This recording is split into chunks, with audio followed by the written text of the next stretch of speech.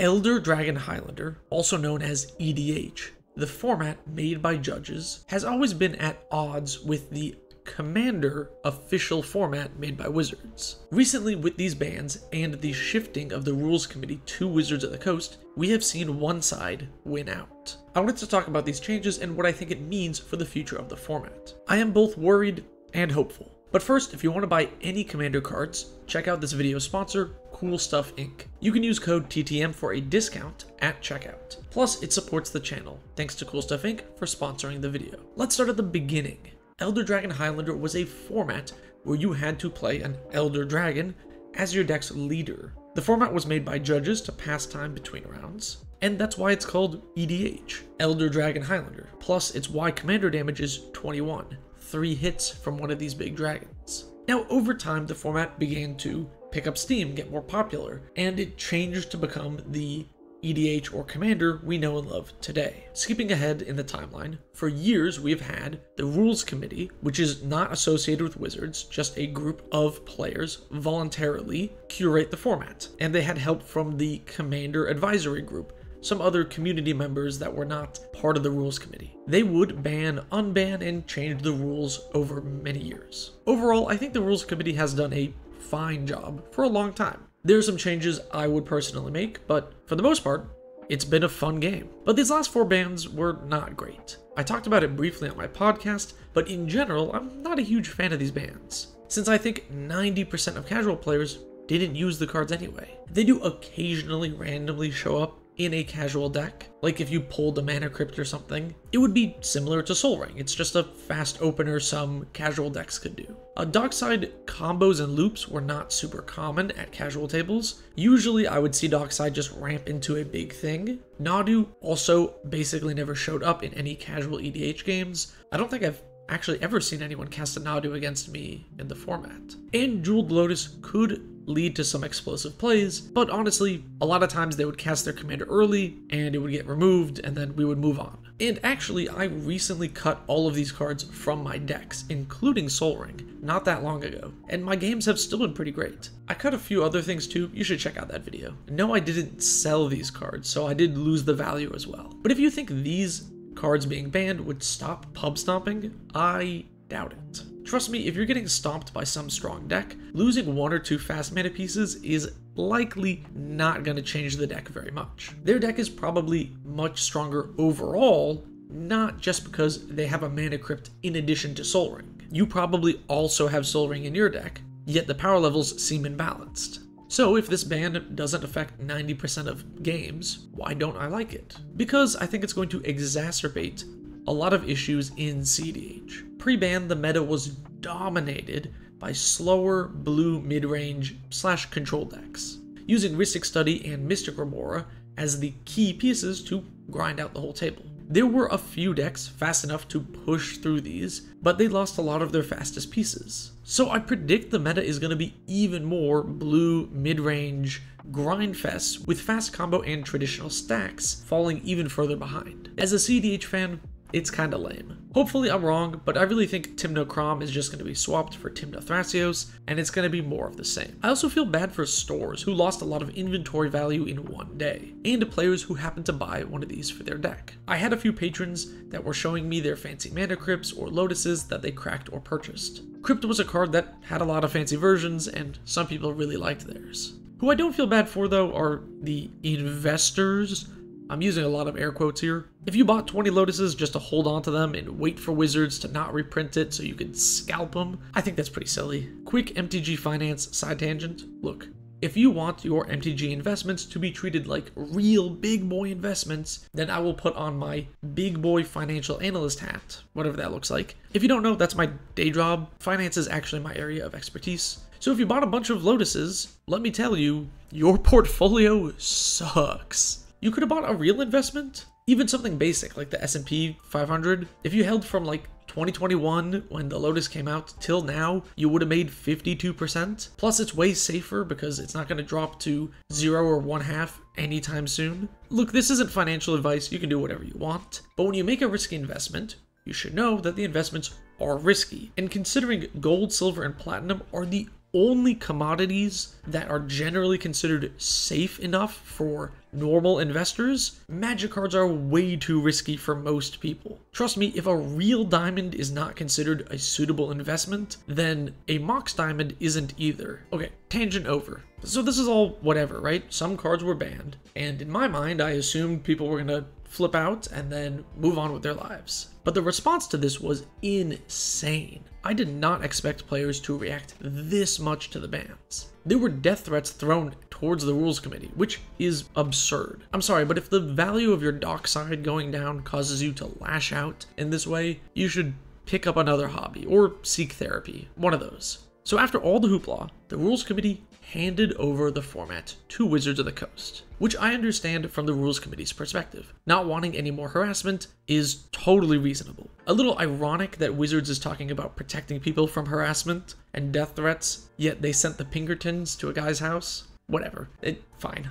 Anyway, this is where we are now, right? Wizards fully controls Commander. There's an article and a stream talking about their plans for the format. I'm gonna skip over the bracket system and talking about potential unbannings for now. I think it's all very speculative, a bit up in the air. We'll talk about it on the podcast on Tuesday as well, so hit the bell if you want to get notified for that. I'll put a link to the article and the stream VOD in the description if you want to read or watch. So what does Wizards taking over mean for the actual format that we play? And I think it really means that the old casual format where you play your silly bulk rares is well and truly dead. Over the years, as Wizards has focused more and more on Commander, with all of these made for Commander cards, old jank stuff just got pushed to the wayside. I think the average casual EDH deck you see at your store would demolish the average casual EDH deck from 10 years ago. Here I want to talk about the difference between Elder Dragon Highlander, or EDH, the format made by players, and Commander, the format promoted by Wizards. Normally in my videos I use these terms interchangeably, so this distinction is purely for this video. And in the future I'm going to continue to use EDH and Commander interchangeably, otherwise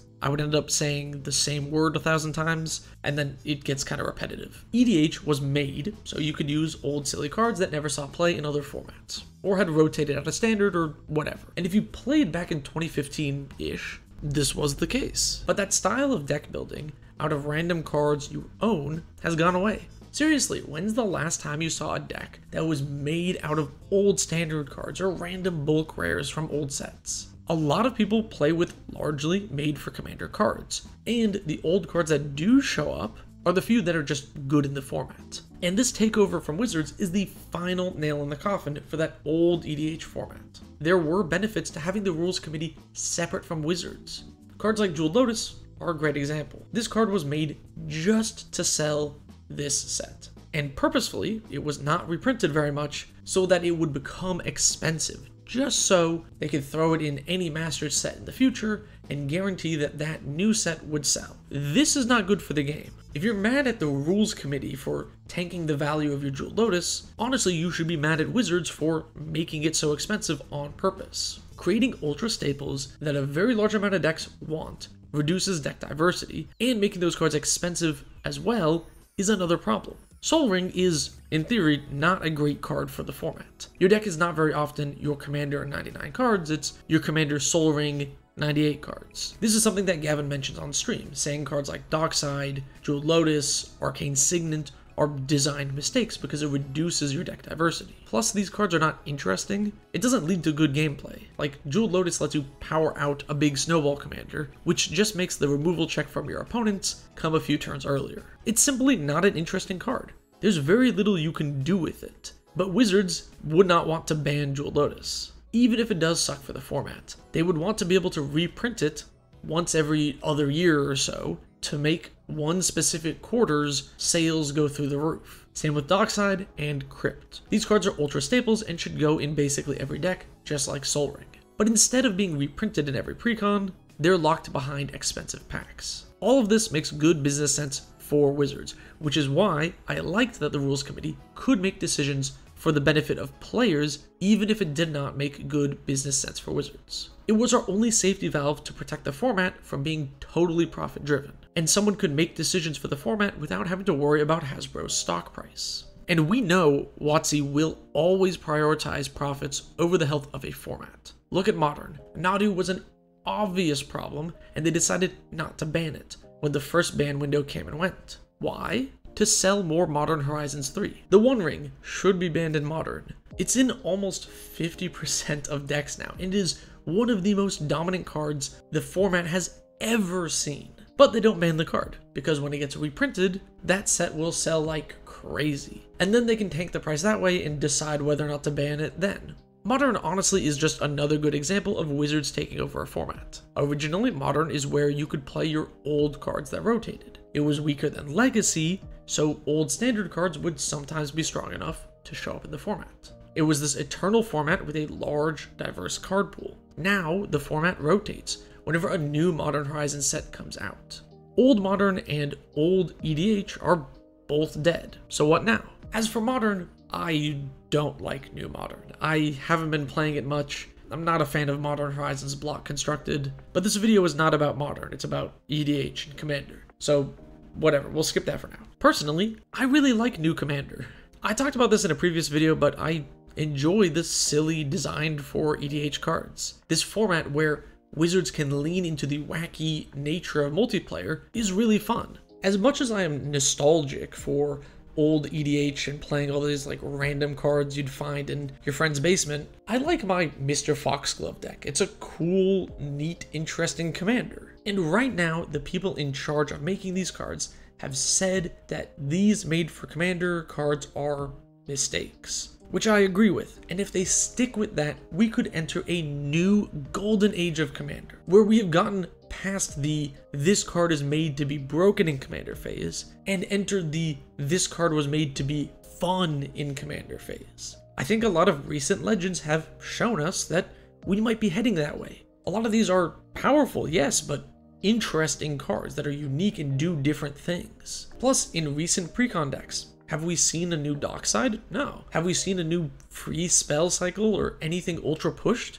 Not in a little while. I'm going to continue to have fun playing the format. I just moved and I'm going to go to my new LGS and play some Commander on Friday, hopefully. I think the Wizards owned Commander format is a ton of fun, even though I sometimes miss old classic EDH. I mean, the whole reason I made this channel is so I could yap about Commander after I moved away from my college friends who I used to play with. And this is why I'm hopeful that with these people at the helm, Commander could be really great. But my only worry is what happens when this design philosophy changes. Like, I totally believe that Gavin has the best interests of the average Commander player in mind. And I believe it when he says that these cards were mistakes and they're not going to print any more of them. That's all great. But there is nothing stopping Hasbro from firing him and replacing him with someone who wants to print Mega Jewel Lotus or Super Dockside. I'm hopeful that this new management means they're going to unban all the dumb cards that should be legal in the format and that they will prioritize fun Commander designs over staples. But I'm also worried it's going to end one day when Hasbro comes knocking.